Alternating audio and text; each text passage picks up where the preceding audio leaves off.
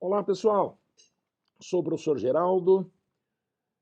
Pretendo, nas aulas dessa semana, dar continuidade à ótica geométrica, cujos conceitos fundamentais, cujos princípios foram abordados na semana anterior.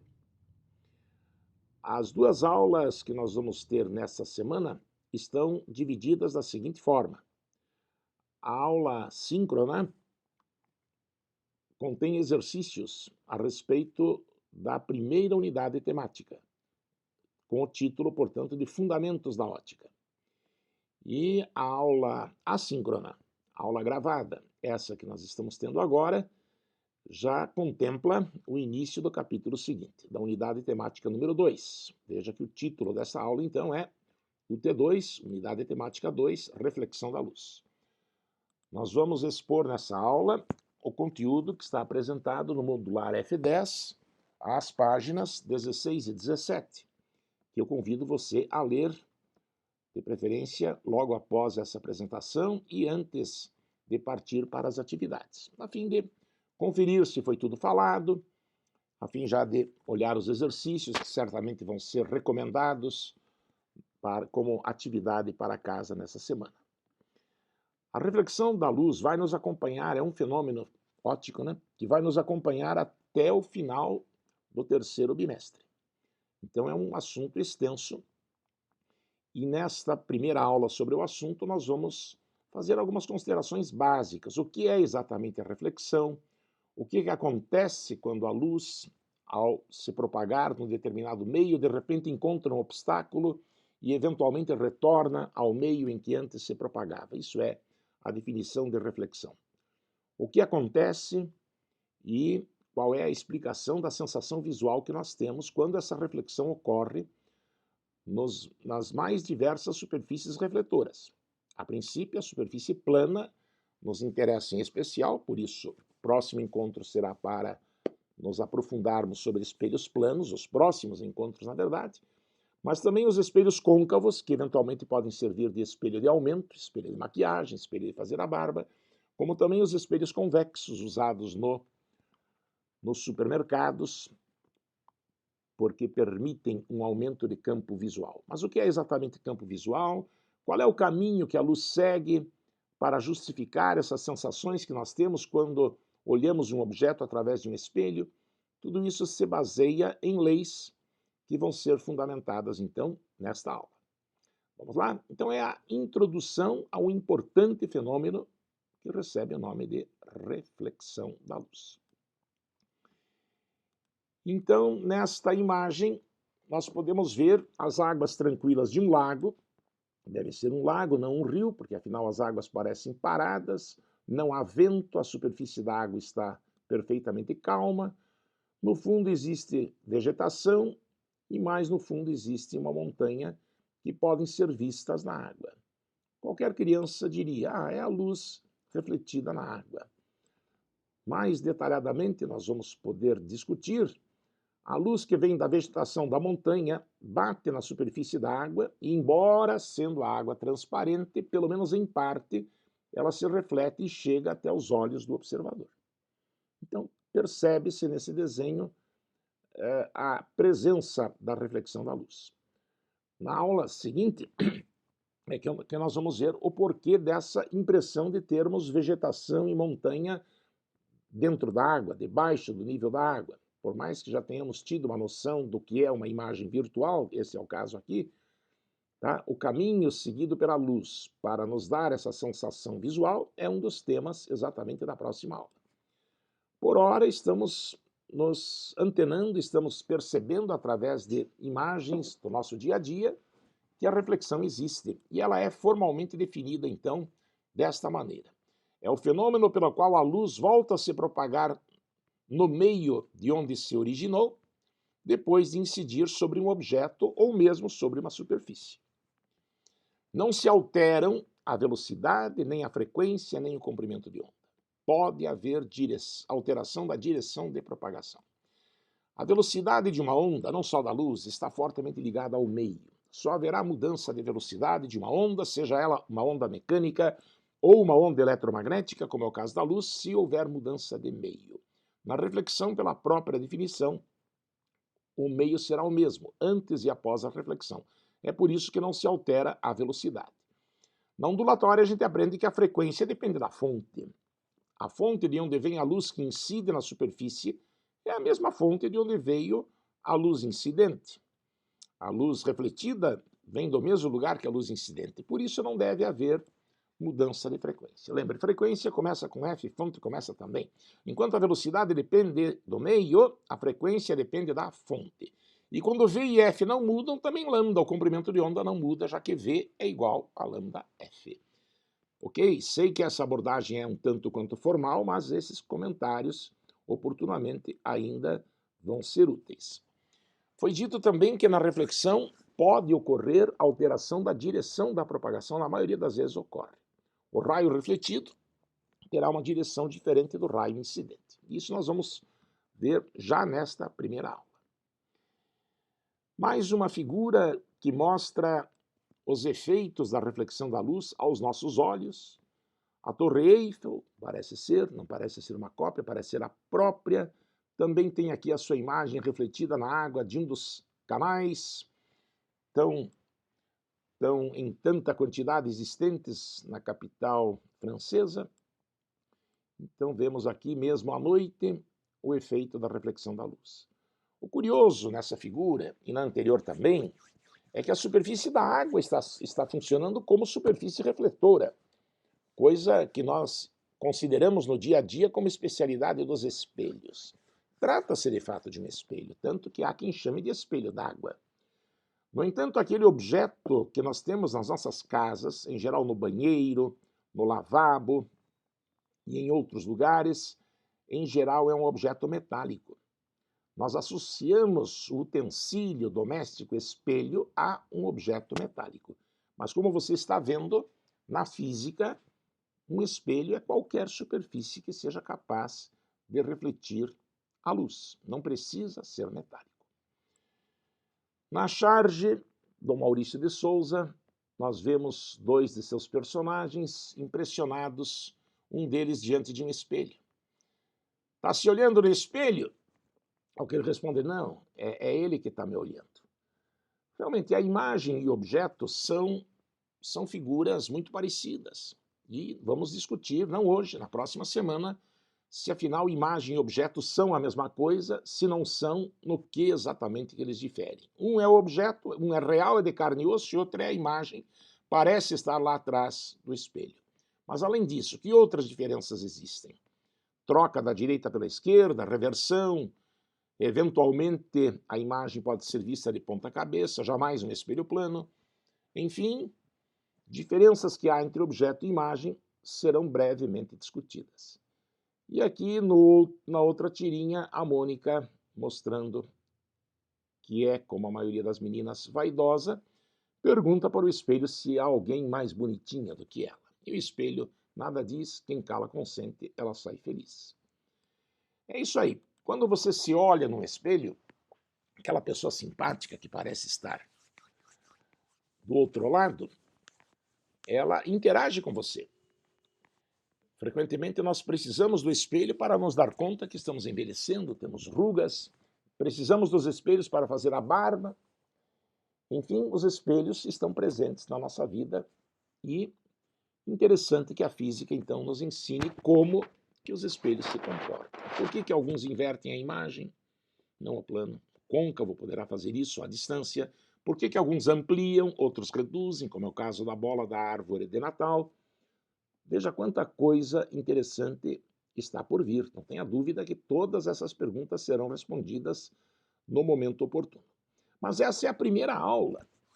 Assim como está contemplado lá na página 16 e 17 do material, queremos fazer uma abordagem mais contemplativa, sem nos aprofundarmos em conceitos, para que depois possamos introduzir esses conceitos com certa formalidade e aplicá-los naquelas situações que frequentemente são propostas também nos vestibulares. Então vamos em frente. O fenômeno da reflexão da luz ocorre em qualquer superfície refletora, como você acabou de ver. No entanto, são chamados de espelhos aqueles instrumentos especialistas em refletir. Os espelhos que temos nas nossas casas, portanto, o utensílio doméstico espelho, aquele do banheiro, aquele da sala, aquele do lavabo, em geral, é bom que saibam, é constituído de uma película metálica. Essa película metálica frequentemente é formada por sais de prata, que tem alto poder de reflexão. No mínimo 95% da energia luminosa que incide sobre essa película volta. Os 5% restantes, no máximo, em geral, são absorvidos pela superfície. E justamente por serem esses sais de prata aplicados de uma forma cuidadosa e com o passar do tempo, o espelho, que deve ser um objeto duradouro, pode haver perda dessa refletividade, é comum se proteger a superfície refletora com uma placa de vidro. Então o vidro não faz necessariamente parte do papel de produzir a reflexão, ele serve apenas de proteção. E nós não vamos, a princípio, contemplar o fenômeno que ocorre dentro do vidro, que é o fenômeno da refração. Né? A luz vem do ar para o vidro, vai para o espelho e depois do vidro volta para o ar. Ela bate e volta. O que acontece com esse desvio que a luz tem quando a incidência é oblíqua no vidro é algo a ser contemplado mais tarde, é refração. Então existe, claro, a lâmina de vidro, mas o que interessa é aquela película com sais de prata. De uma forma simplificada, é costume se representar o espelho desta maneira. Esses tracinhos mostram a parte posterior, a parte de trás do espelho, a parte que não precisa ser refletora. E a parte da frente, ora desenhada indicando-se a presença do vidro ou não, tá? É a parte, portanto, exposta à luz. Nesta figura, você deve supor que a luz está incidindo da esquerda para a direita. É claro que você já estava desconfiado desde o início da aula, quando se fala em reflexão da luz, que era disso que nós estávamos falando. Mas é importante que essas ideias sejam colocadas para que se facilite, é claro, a nossa comunicação. Os espelhos, há pouco vimos um espelho plano, eles podem ser classificados, então, em planos e esféricos.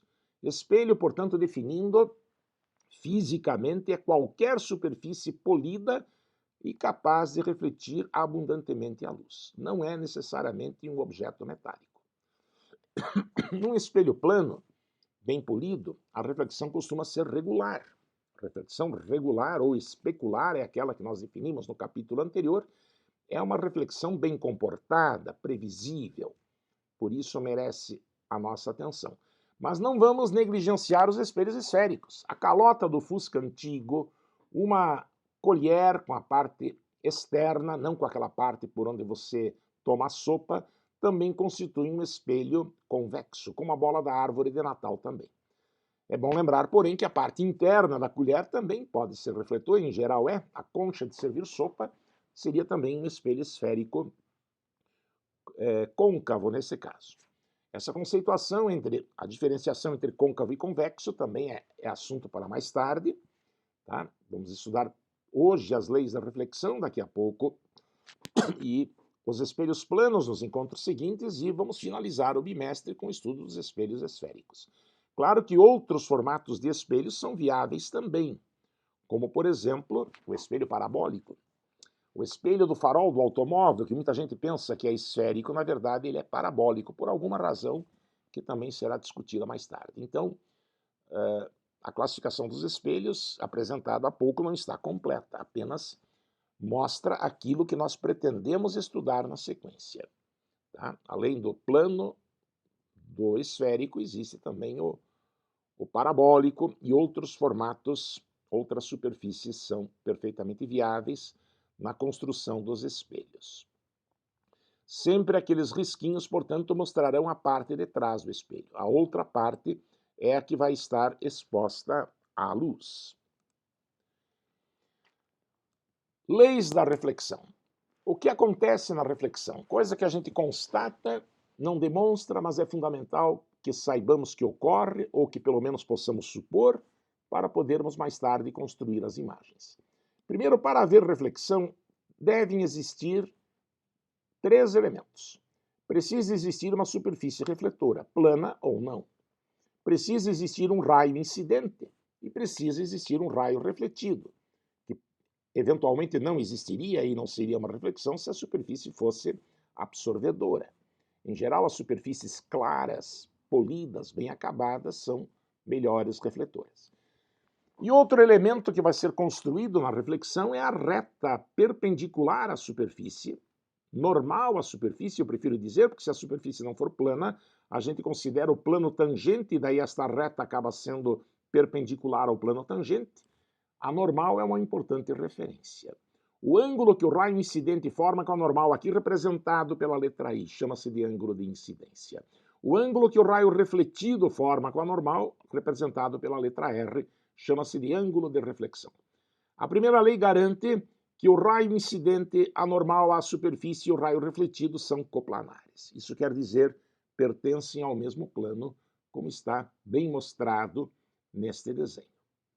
Seria inviável, por exemplo, o raio incidir neste plano, anormal estar nesse plano e o raio refletido ser para cá ou para lá, para dentro ou para fora desse plano aqui representado.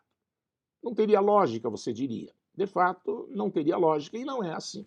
A realidade é como você acabou de ver, e a isso nós damos o nome, então, de primeira lei da reflexão. Segunda lei, o ângulo de incidência é igual ao ângulo de reflexão. Esses ângulos I e R, que o raio incidente e o raio refletido formam com a normal, têm medidas iguais. Com isso, nós vamos poder prever exatamente o caminho que o raio refletido segue, e na aula seguinte vamos poder entender a formação das imagens nos mais diversos tipos de espelho. Ok? Primeira lei, o raio incidente anormal à superfície e o raio refletido são coplanares. Segunda lei, o ângulo de incidência é igual ao ângulo de reflexão. Sobre isso, já dá para termos inúmeros exercícios, envolvendo principalmente considerações que vêm da geometria plana, relacionadas em geral com essa segunda lei. Para finalizar esta aula, faremos um exercício e outros serão também perguntados, por enquanto, numa abordagem bem simples, no questionário e também nas atividades que serão propostas. O exercício proposto, então, seria o seguinte: calcule, essa flechinha mudou de lado, não tem problema, calcule o valor do ângulo θ na figura a seguir, em que os espelhos E1 e E2 são perpendiculares entre si. Parece ser um horizontal e outro vertical. É dado, portanto, que eles formam ângulo reto. Um raio luminoso, veja pela flecha, esse raio vermelho incide no espelho E1, reflete. O raio refletido, por sua vez, incidirá no espelho E2 e refletirá novamente. O ângulo θ que queremos calcular é o ângulo que o segundo raio refletido forma com o espelho. Para resolver esse tipo de problema, o segredo é você se apoiar naquela importante referência que é a normal. Raramente, eu acredito que seja de propósito, as pessoas que propõem questões no vestibular raramente desenham a normal, obrigando o estudante a desenhá-la. Sem ela, em geral, as pessoas ficam perdidas. Então, a primeira atitude é, no ponto de incidência, traçar uma perpendicular a cada espelho e lembrar que os ângulos formados com a normal são congruentes. É o que nós fazemos aqui. Então, veja bem, N1 seria anormal ao espelho 1, N2 seria anormal ao espelho 2. Se é normal, por definição, a normal faz ângulo reto com a superfície. Então, o raio que incide forma 30 graus com o primeiro espelho, consequentemente formará 60 com a normal, porque a normal é perpendicular ao espelho, faz 90 graus com o espelho. 60 graus é o que falta para 30 completar 90, é ou não é? Então o ângulo de reflexão do outro lado também é 60. Os ângulos I e R são sempre congruentes, diz a segunda lei. Consequentemente, o ângulo que o primeiro raio refletido forma com o primeiro espelho deve ser 30, porque esses dois ângulos precisam somar 90. Se aqui você tem 30, lá você tem 30, porque não é difícil ver que a normal 2 vai ser paralela ao espelho 1, já que os espelhos formam um ângulo reto. Esses ângulos, segundo a matemática, seriam então alternos e internos. E o ângulo que o raio refletido forma com a normal 2, que deve ser igual ao ângulo de incidência, também vale 30. E como a normal 2 deve fazer 90 graus com espelho 2, você escreve finalmente que θ, o ângulo procurado, mais 30, tem que fechar 90, logo θ igual a 60 graus. Ok? Reflita sobre o que foi feito aí. Isso é o que você mais vai fazer nas próximas atividades. Tá? Eu fiz um exercício com você apenas agora, outros, mais ou menos no mesmo nível, você fará ao responder às atividades dessa semana, e nas próximas semanas, em geral, a nossa primeira atitude será traçar a normal para termos uma referência. Ok? Essa, então, é a introdução que nós tínhamos a fazer para o estudo da reflexão da luz. Pode esperar, nas próximas aulas, um estudo completo sobre espelhos planos, incluindo associação de espelhos, translação de espelhos, rotação de espelhos, e depois o estudo gráfico, a construção gráfica das imagens nos espelhos esféricos, e no final do bimestre o estudo analítico com as equações de Gauss, a equação de ampliação, que vai nos permitir saber em quantas vezes, por exemplo, uma imagem é ampliada. Ou reduzida, em alguns casos, no espelho convexo, por exemplo, reduz. Ok? Tudo isso estou lhe dizendo, então, depois dessa apresentação assim tão, aparentemente tão tranquila, né?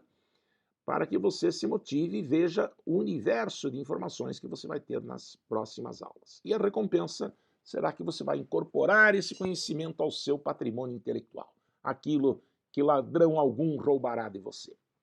Muito grato pela sua atenção, espero vê-lo na aula ao vivo dessa semana, muitos exercícios serão propostos nesta aula, não deixe de assisti-la no horário marcado aí para a sua turma. Tanto os meus alunos quanto aqueles dos meus colegas que também ministrarão, é claro, a mesma aula que eu. Obrigado, forte abraço, até breve.